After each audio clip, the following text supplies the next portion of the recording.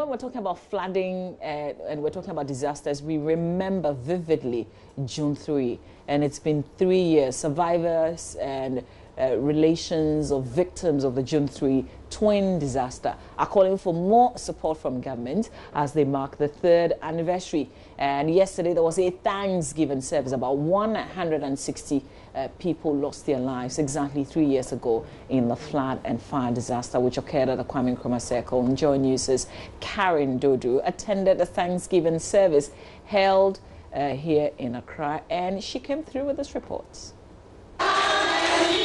Survivors and victims of relatives joined the congregants of the Word Power Pentecostal Ministries at Alajo in Accra for this year's memorial and Thanksgiving service. Amid singing and dancing, the affected gave thanks to God for their lives and on behalf of the many others who survived the national disaster. A number of survivors who remained for life left homeless and jobless from the incident. For some, although grateful to God, life after the incident has been traumatizing.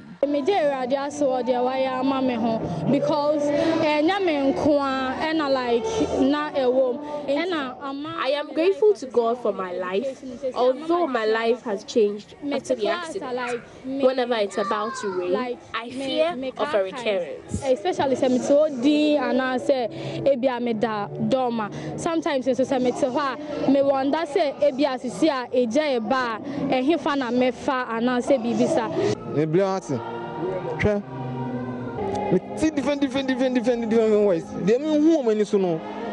am really suffering.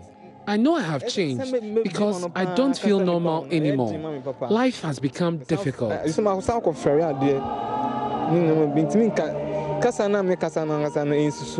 Meanwhile, Assemblyman for Donna Sahara Electoral Area Hendrik Kenna called on the AMA to disburse the allocated funds for the affected victims. The challenge is that most of the victims who were alive, we've taken it upon ourselves to help them. Because I don't see the need for celebrating 3 years when people still have problems. Others who spoke off camera expressed their disappointment at government's failure to honor its promise of compensating them and footing their medical bills. They, however, say they will forever remain grateful to God. Karen Dodu reporting for JoyNews. And we all have stories to share. I lost a classmate, worked with the Enterprise Group. Yeah, because of the rain, he had parked his car and said he wanted to use commercial transport home. And we lost him. Yeah. We heard about a nurse who was running a shift for someone. She was not supposed to be on duty. And she was caught up in the many stories. Yeah, exactly. Our prayers still go out to families of persons who lost their lives, and those who survived it. Some of them are still living in very horrible conditions.